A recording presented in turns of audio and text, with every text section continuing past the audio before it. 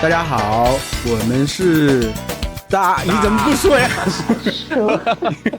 有，我要讲了。不是，是从什么地方开始我都忘了，一般是笨叔开场，大叔中文才开始吧？大叔中文大家才开始喊在一起。对。大家好，我们是大叔中文。今天的这个开场白有点不太顺畅，发生了什么事？是不是我们熟悉开场白的邓老师没有来，邓叔没有来啊？我不熟练。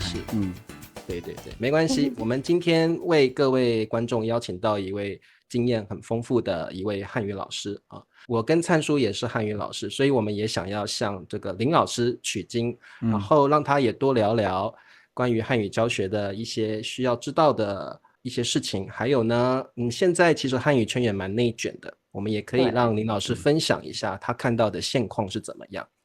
我觉得这一集连我们汉语老师们都会获益良多哦。好，我们先欢迎林老师。欢迎，谢谢。好，那林老师可不可以先自我介绍，简单自我介绍一下好吗？可以。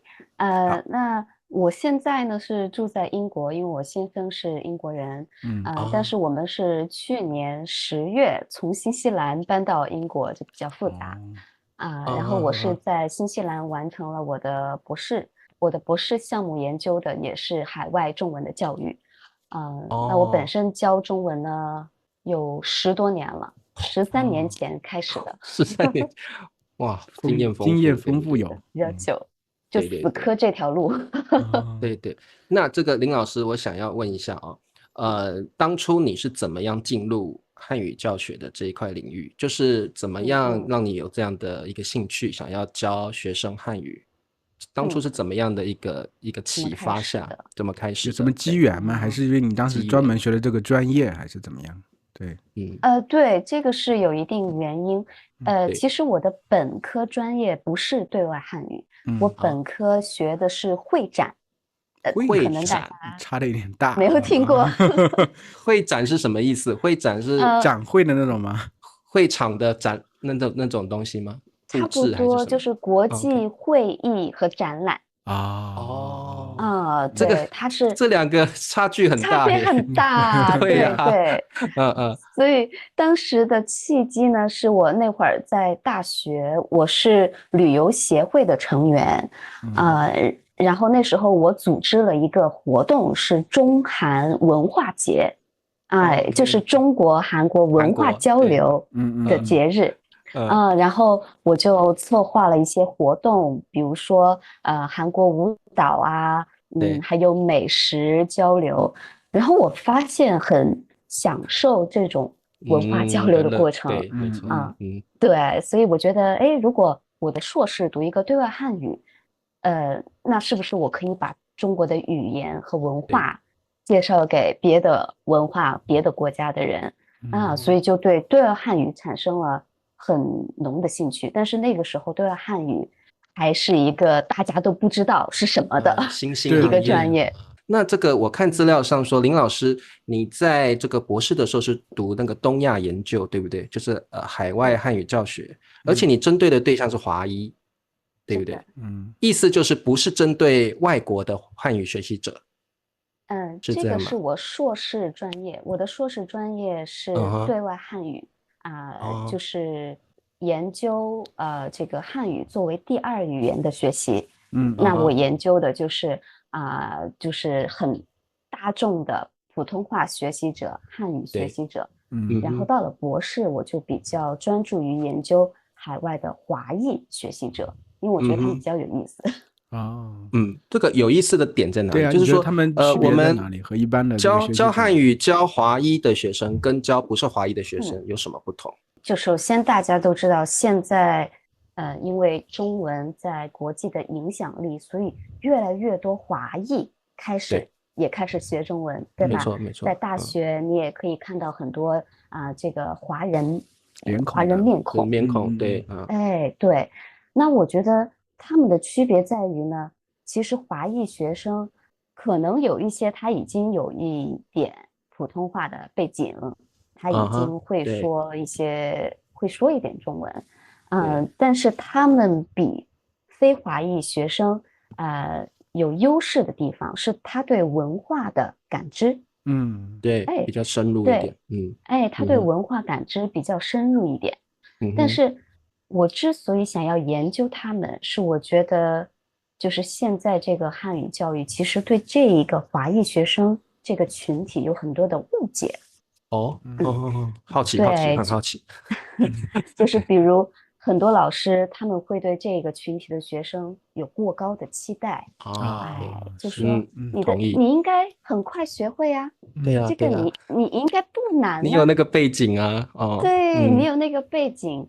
而且有些华裔的他的发音是好的，但是他不流利。对，这有很多情况。对，是的，就是他们的这个口语表达其实是参差不齐的。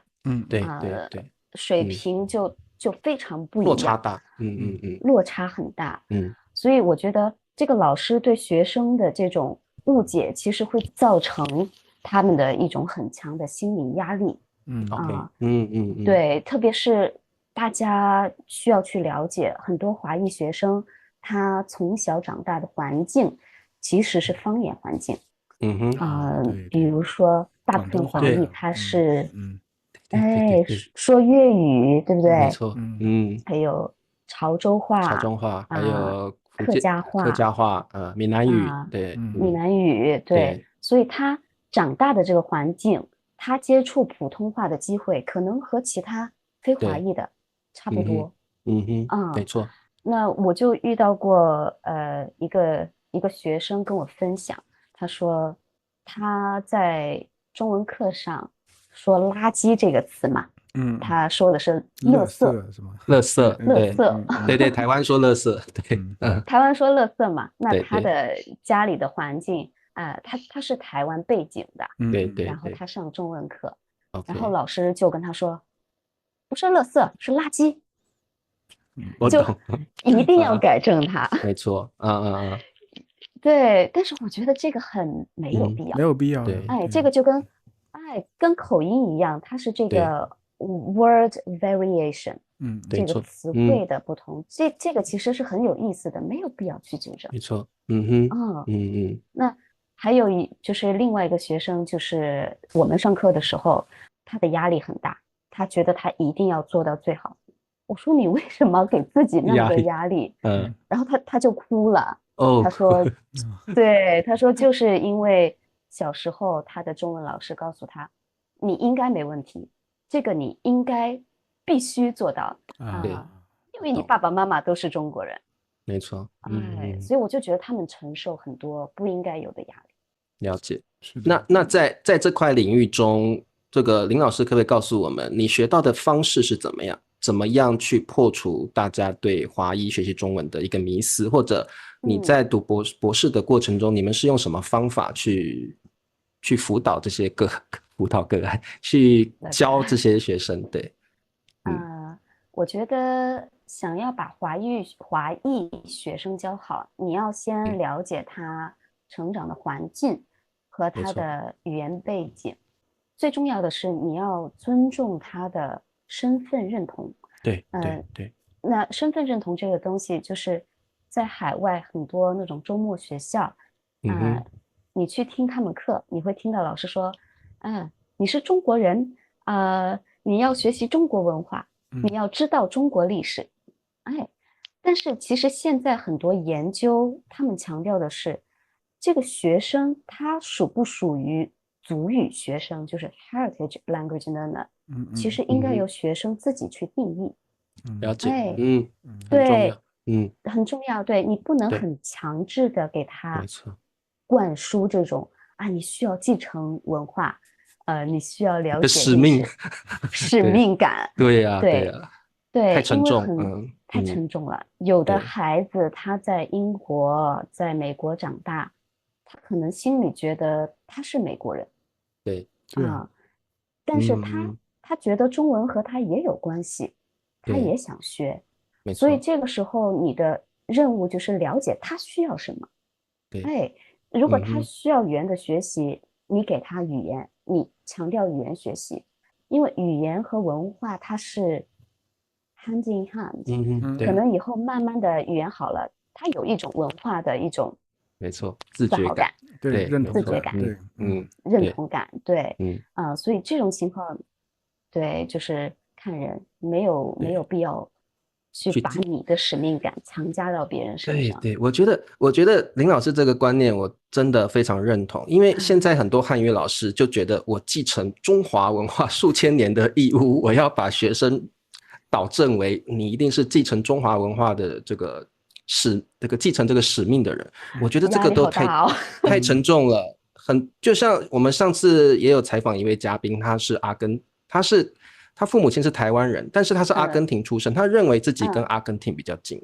我觉得身为汉语老师，我们就去尊重他的认同感。他觉得他是阿根廷人，那也没有关系。我觉得语言就是语言，不需要好像强加一个太重的文化使命感在学生身上。我觉得这个由学生去决定就好了。对，你的责任就是你去分享你了解的文化，对，然后你把这个语言给学生，让他们把这个语言当做一个窗口，他们怎么去解读中国，他们怎么去了解中国，那就看他们怎么用这个语言去了解、去感知。对。那我有一个问题，就是对于这些华裔的学生，他们学习中文的方式是和一般的中文学生有很大的不同吗？有专门的方法吗？能让他们更好的学习？我之前在新西兰大学教中文的时候，我班上有很多华裔学生，然后我发现他们上课的时候坐在一起用方言讨论交流，所以我就问了一下他们，我说你们在学中文的时候，在学普通话的时候，方言会用很多吗？他说对呀，我是先想英语，然后把英语翻译成方言，再把方言翻译成普通话。对，所以有时候其实华裔学生学这个普通话比非华裔学生更难。有可能，对，这个是我希望让很多老师们去了解到的一个情况。真的，还受了自己方言的影响，因为方言可能是在家里父母都说的，影响本来很大。其实我觉得林老师你想要强调的就是，我们身为汉语老师，真的不能太过于用自己的想法去灌输在学生身上，特别是华裔的学生，我们就认为你是中华背景，你肯定学中文会比别的外国人快，可是未必。就像刚刚林老师说的，他还要透过3方语言的翻译才有办法把这个话讲出来，那多辛苦。所以我们应该要更去了解华裔学生的需求，而不是去强加一些一些很制式的框架在他们身上。我觉得这个真的很重要。对。那这个我觉得我想把话题转移到现在这个汉语市场上面哦。现在中文老师真的是越来越多了，雨后春笋。那这个我想问一下林老师，对于现在这个中国或者是这个对外汉语的这个市场，你有什么看法？有没有欠缺什么，或者是什么东西太多了？你现在个人的想法是怎么样？我觉得就是这个汉语老师突然变多，这个其实是在疫情期间是不是？好像是，同意，非常同意。我感觉疫情前没有那么多中文老师，但是因为疫情大家都在家，觉得在网上教中文能赚一点钱，这挺好的。没错。但是呢，我觉得现在这个对外汉语老师的这个市场有一个弊病吧，就是大家太利益驱使，太利益驱使大家就想着说，我会说中文，那我肯定会教那这个来钱很快，这个来钱很容易。我遇到过很多的对外汉语老师，新老师，对，还没有开始学，就问我说，老师，我去哪里找学生？我1节课多少钱？多少钱合理？就想赚快钱。对，那我就觉得说，你能不能先学习？没错你能不能先学好？你想想，如果你是去教法语，你是你是去教英语，你是不是要先把这2个语言学好？对，那你不能有这种想法，是我是中国人，我就会教中文。没错啊，这个会中文和会教中文，对，这是2码事。没错，这是2个事情啊。嗯，然后很多有时候是一些语文老师啊，他们很有自信，就觉得一定能教，但是其实语文和中文学习这2个也是又不一样，有差别的。对，没错。哎，对，其实对外汉语它是一个就是到现在来说哈，现在来说它是一个比较有体系的一个学科了。对啊，我的建议就是新老师一定要沉淀下来啊，先去学习教学法，学习比如说一些跨文化交际的知识，对啊，然后你再去教，然后再去想赚钱的事情。没错，而且现在国内有很多这种机构，他们就是专门，我是觉得是割这些中文老师的韭菜，就是他们比如说多少钱来上多少课，对吧？然后你就能比如说在抖音上教，不是那个 TikTok 上面招中文学生等等。而且我成天有些时候会刷到一些这些东西，就是什么也在割那些就是家里养孩子在家带孩子的妈妈的这些韭菜。宝妈是重灾区，重灾区，宝妈市场，对，没错。现在这个其实很多汉语教学就是这样子割韭菜的状况已经商业化了。然后这些老师出的教材也都一模一样。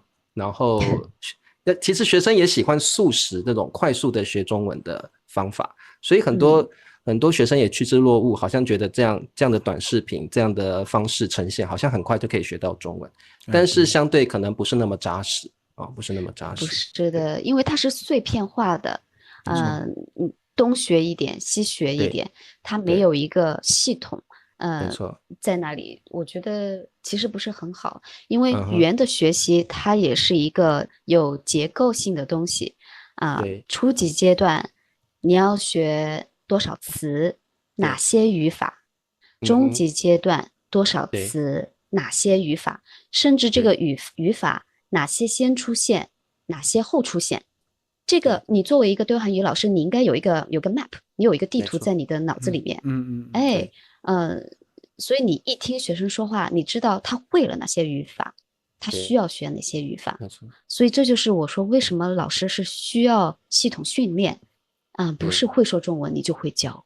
这个像比较有经验的汉语老师，其实只要听学生说的中文，然后听他使用的语法，大概就可以判定他中文的水平可能是 HSK， 是可以的啊，真的经验丰富的老师是这样听几句话是可以听得出来的，所以这个的确是需要很多经验跟这个长时间的积累才有办法做到扎实的基础。对，是的，不仅你要会听会分析学生的水平很重要，那你怎么输出你的语言也很重要啊。有的老师他跟初级的学生他用的词他的 word selection 可能太难，然后学生听不懂。对，所以跟每个级别的学生，你要用那个水平的一些 wording grammar 去和他交流，才能保证他听得懂，有成就感，愿意继续学。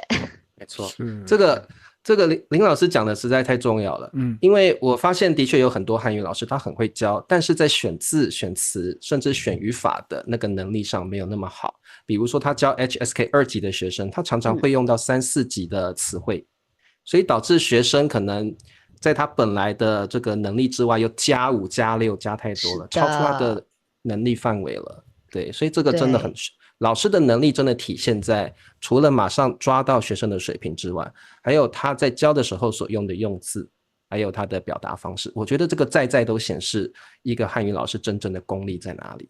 对，所以我以前培训老师的时候，培训新老师的时候，我让他们不管怎么样，你要把这个语法大纲和词汇大纲，你要把它焊在你的脑子里面，你要背下来。没错，对 HSK 1哪些常用词、常用语法，你都要完全记在脑子里。你不需要说。你不能够跟学生说话的时候，你再去看看你的参考书。参考书，对，这个就不专业。对，而且特别是初级学生，就像刚刚茶叔说的，对于 HSK 1和2的学生，他们最好的学习方式是用旧的词学新的语法，新的语法，对，而不是像茶叔说，刚刚有一个老师啊，他又加了 HSK 3的4的一些词，对于他来说，这个是个负担，学习负担。没错。那看那个林老师也在培训中文老师，对吧？那其实就有在国内的时候之前是不是啊？对。那其实有很多汉语学习者，他们想找老师，找线上的老师。我觉得，因为你对老师比较了解，你觉得哪种老师？因为现在主要是比如说 iTalki 这上面比较多，对不对？那以什么样的标准去找这种老师，觉得会比较对呢？我觉得这个老师他应该有很强的包容心和跨文化交际能力。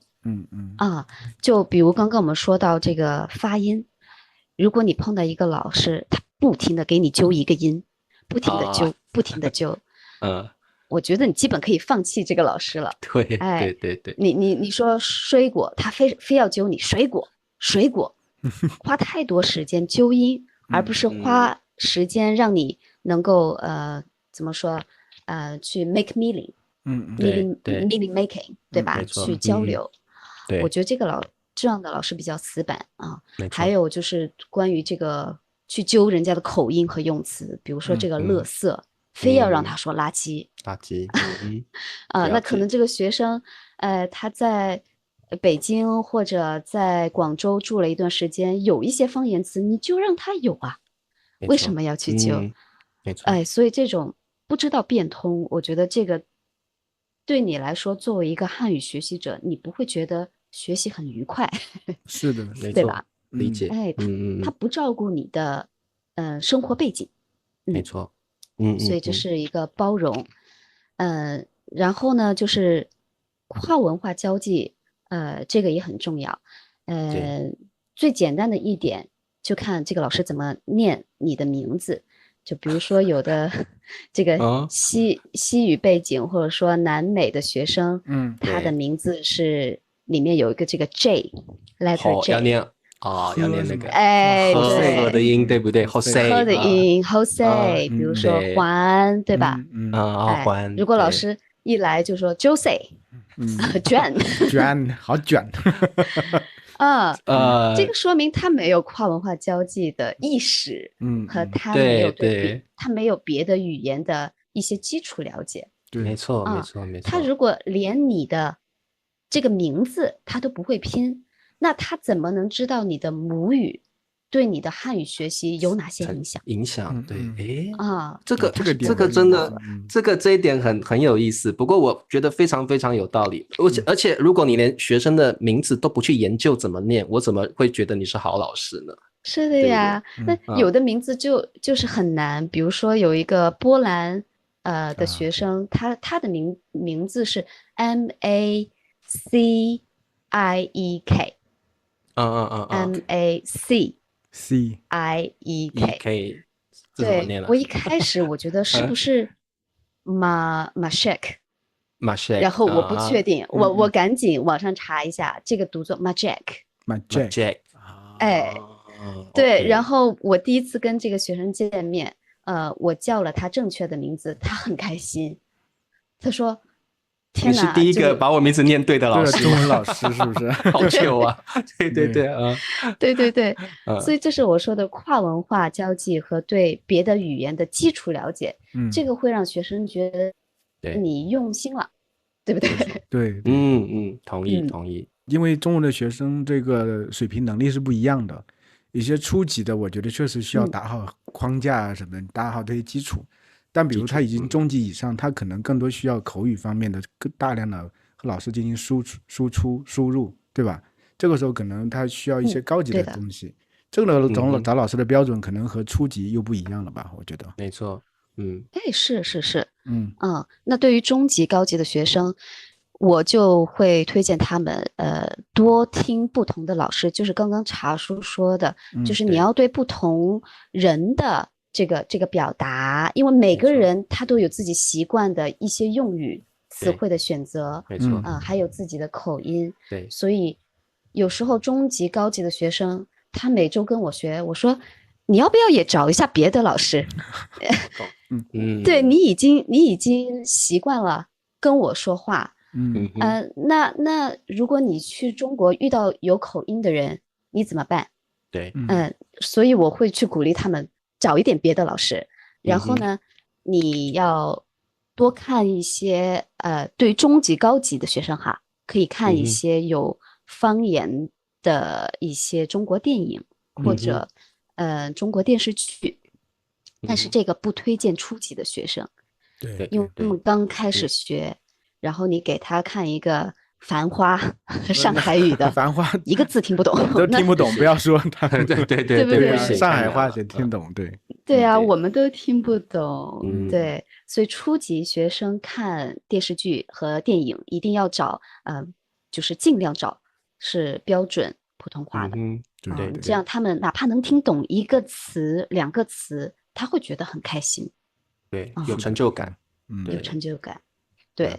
因为这个，我觉得中高级的学习者真的要改变一下学习汉语的思考路线啊！我真的也蛮建议，第一个多接触各种不同的汉语老师，因为每个汉语老师都有自己的口音跟他的说话方式。其实口音是一回事，常用的表达法又是另外一回事。每个老师因为都在不同的地方成长，他用的措辞也都不一样。所以我觉得我也蛮建议中高级的学生一定要多方接触，不管是电视剧、电影、歌曲，各种汉语老师都要多去接触，不要只专注在一个老师身上，因为那会让你的听力可能会局限在某一种口音当中。对，是的，所以这也是一个汉语老师他应该有的一个意识，就是要让你的学生了解到。学习中文，你还要学习中文背后的社会语言，有一个社会语言学的意识。中文的这个怎么说？中文的变体太多了，它的这个 varieties 太多了。你要给学生打一个预防针，让他们知道有不同口音和不同方言的存在，而不是给他们一种假象，就是学好 Mandarin 去中国没有问题，对，不是这样的。没错，所以就中文其实是一个很多元化的语言，所以学生的想法不管你要怎么学习，但是首先你要先接受汉语是个多元化的语言这个概念，你才不会有太多的挫折感。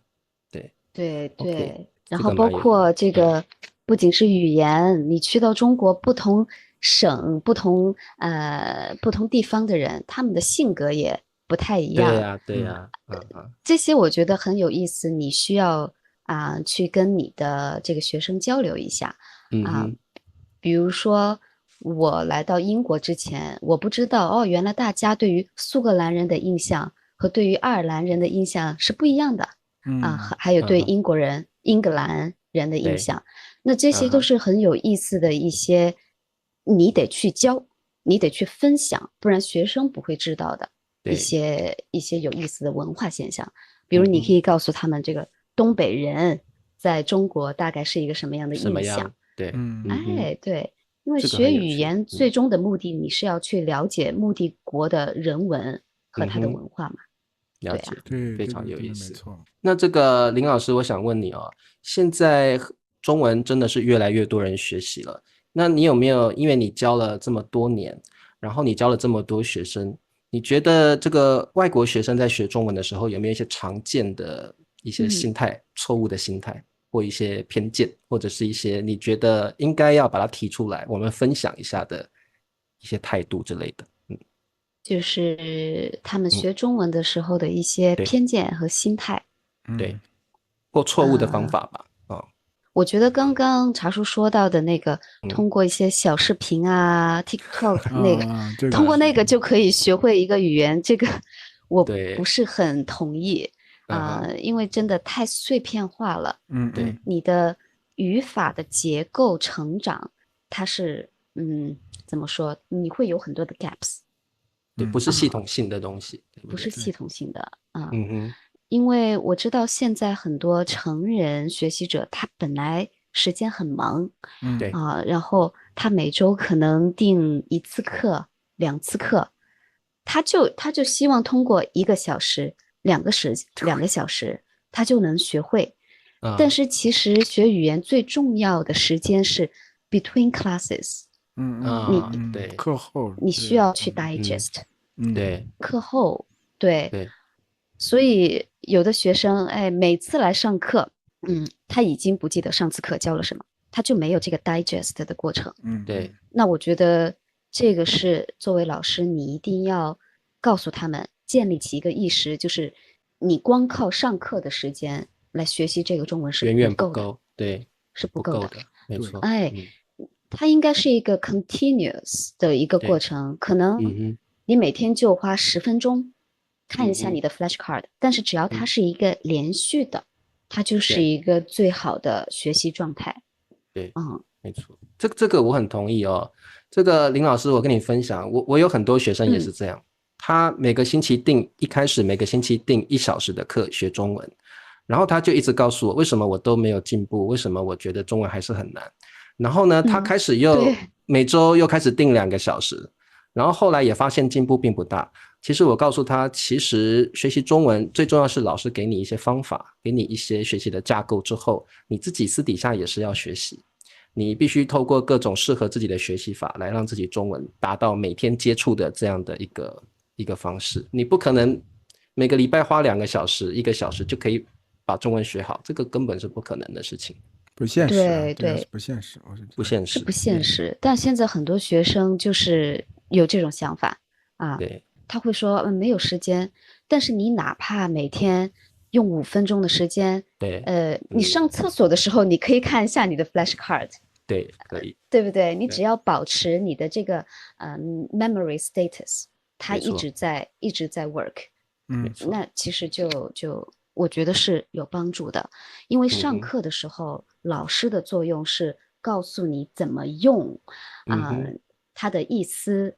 对，至于这个记忆的这个时间是你自己要去做的，不是上课的时间做的记忆的这个部分。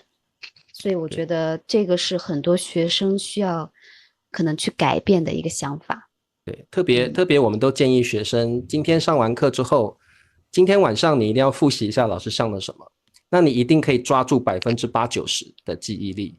那你如果隔了3天，记忆曲线的问题，你如果隔了3天再去复习，对，你就剩50%了。你如果隔了1个礼拜再去看，你已经忘了，可能剩10%、20%。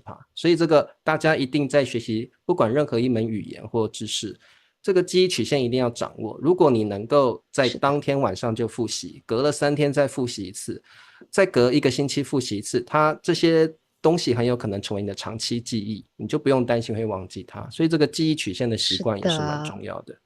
对，是的，是的。所以这个记忆这个部分不是老师给你的啊，所以这个学生要记住这个事情，自己要做功课的。对，调整心态。对，林老师，我想问你哦，你觉得你是怎么样的一个人？因为我现在听你讲话的方式哦，其实就是一个就是这个非常有条理，然后说话的方式也这个让人觉得很有这个一定的步调，非常吸引人。